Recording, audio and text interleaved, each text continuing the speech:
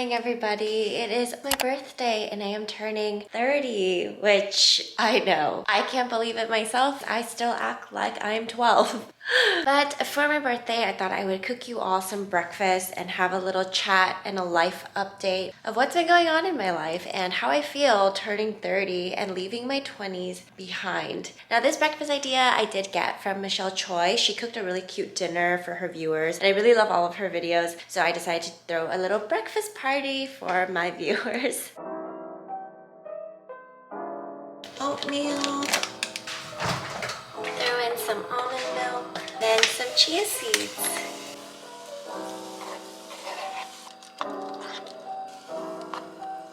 The sun is shining through. Let's fix this.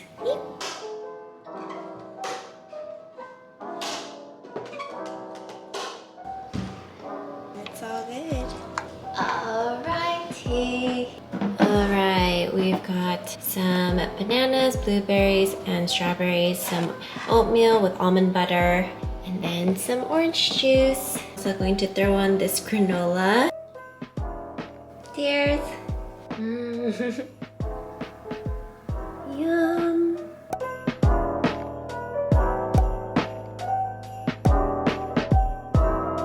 Wow, my birthday! Wow, my birthday! I thought I would just take this time to reflect on different categories in our lives and how I feel about it at the age of 30 versus how I felt about it when I was in my 20s. So I will categorize it here and also timestamp it below if there's a certain part that you want to hit or see. But I hope you'll listen to this in its entirety and really get to know who I am as a person, and hopefully you learn a lot about yourself. I just want to create that big sister vibe. Or if you're older than me, I would love to hear some advice on your end also. So just leave a comment below. I'd love to see it and hear it. So here's the order we're going to go in. We're going to talk about romantic relationships, career, fitness, food, church, money, and then friendships. I'm really just going with the flow as someone who plans a lot, and I'm going to tell you how I got to this point. But first of all, let's go with romantic relationships. Ding, ding, ding. In my early 20s, I was dating someone from my high school, and that was my first real relationship. That was my first real boyfriend where we held hands in public. This person and I were just incredibly different people, and I knew that right from the start. There was some rebellious nature in me that wanted to just change someone, and people can't really change people unless they want to change. That relationship was just not it. And after that breakup, I really just lost myself. And I think that even started in the relationship. I was just trying to mold into what this person liked, into what this person was into, and I was completely just ignoring who I am. And so of course, when that relationship didn't work out, I felt like I had nothing else. And that was a really dark period in my life where I placed my identity in this relationship and in this person, but that really had more to do with me than anything else. So what I did differently after that relationship was I wrote down characteristics of a future husband that I would love to have if marriage is for me and is what God has planned for me. I wrote down my future husband must love God more than he loves me. Second, he must love other people and be willing to serve others. And then lastly, also, he should get along with my family and understand my family background. And there's a difference between saying it and writing it down, because then you look back and you hold yourself accountable that you wrote this down for yourself and you know this is what you should be waiting for and nothing else. Career choice. I think it's really hard to know what you want to do for the rest of your life when you are 18, 19, 20, 21. I can assure you that people in their 30s are still trying to figure it out. So I think to have to choose a major right off the bat and that determines kind of the trajectory you're going to go in is scary. And I think what really helped for me was to really get out there and volunteer, was to think about what I'm interested in. So I started off babysitting and then teaching Sunday school at my church. So I taught little kids, and that was when I knew I felt very comfortable with them and I loved being around them. So of course it was either pediatrician or teacher. I will say the minute I started my job as a teacher, on the very first day, I told myself, is this what I'm going to do for the next 40 years until I retire? And I think that's a little daunting and scary. I would say you take things as seasons. For this season or for this year, this is what you are doing. But if you need to pivot and move and do something else, you can. Don't say no to yourself, and you go after whatever it is that you feel is going to help you grow. We will never be 100% satisfied at any job, because if you're looking for happiness in your job, it's not going to happen, because jobs don't define us as people. There are so many people who work for other big companies and they think, once I get there, I will be happy. If I work for a tech job, I will be happy. But a job is a job.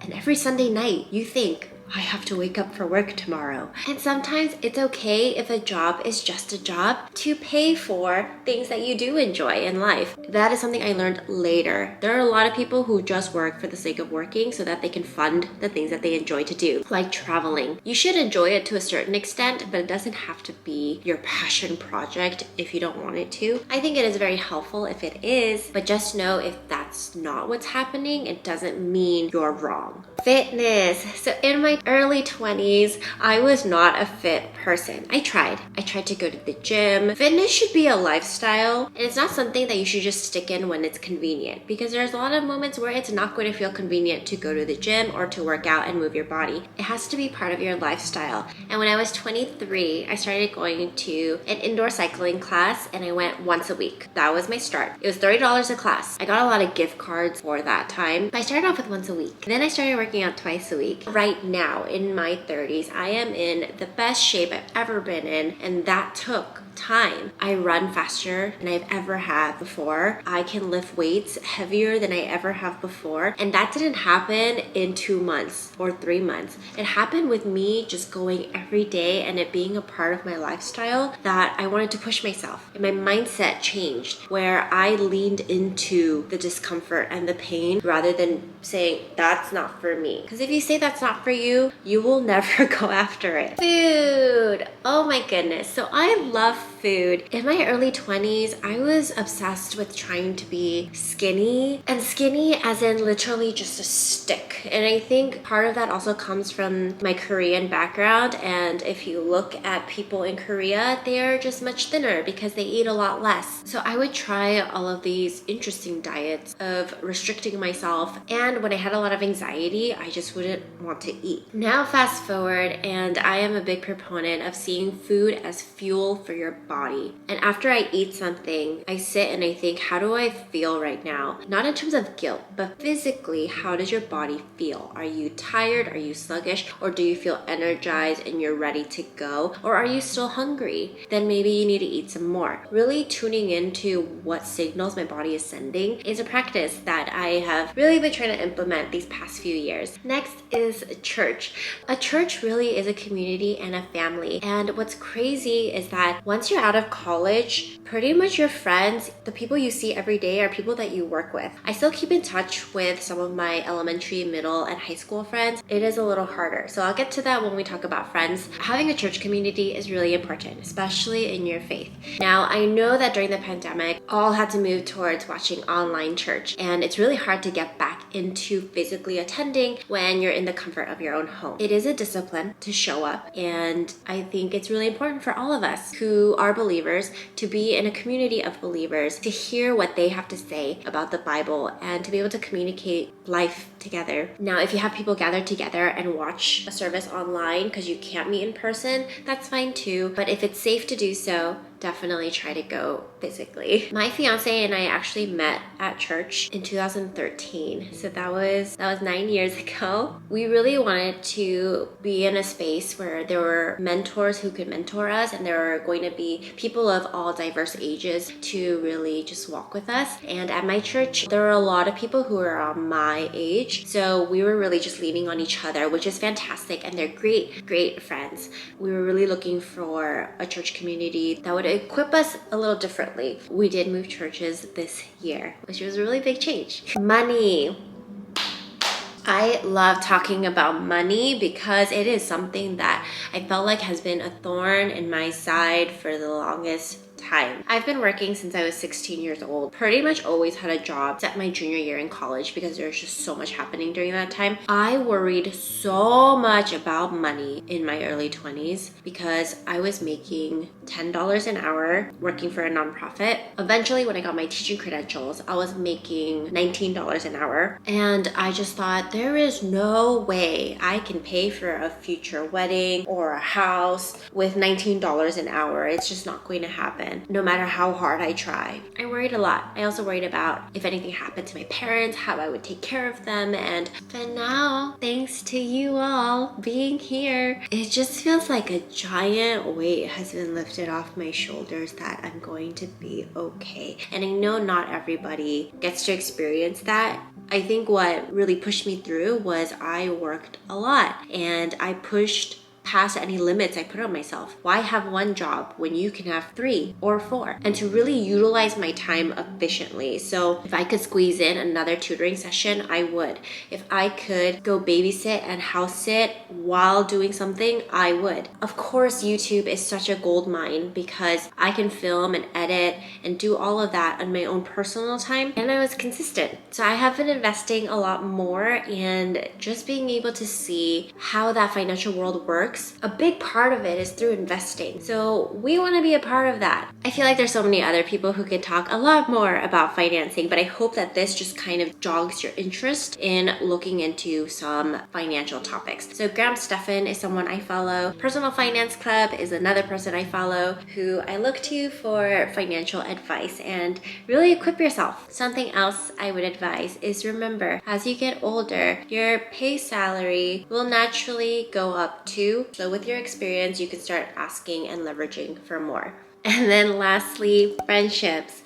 Friendships change, and I am very thankful that I have a handful of friends who I've known since I was in elementary school. But in a city like LA, where people are always moving and there's so much traffic in our state that if you live 20 miles away from someone, that's like a 45-minute to an hour drive depending on the traffic and where exactly they are. So proximity really makes a difference in friendships. If you go to the same church, if you live near each other, all of that really does make a difference as to who you see more often. But all in all, I've learned that sometimes it's okay to let people go. Sometimes it's okay to outgrow a friendship, and it's okay to let go of people who maybe don't make you feel the best. Now, there's a difference between a friend trying to make you a better person. So they don't make you feel your best because they're trying to give you constructive criticism. And it's always great to just communicate how you would like to be spoken to. If someone always makes you feel bad, or you constantly compare yourself to that person and you look down on yourself, that is not something that you have to choose to engage in. So those are things that I've learned. That with our friendships, we are choosing them unless they're in your same group or something like that.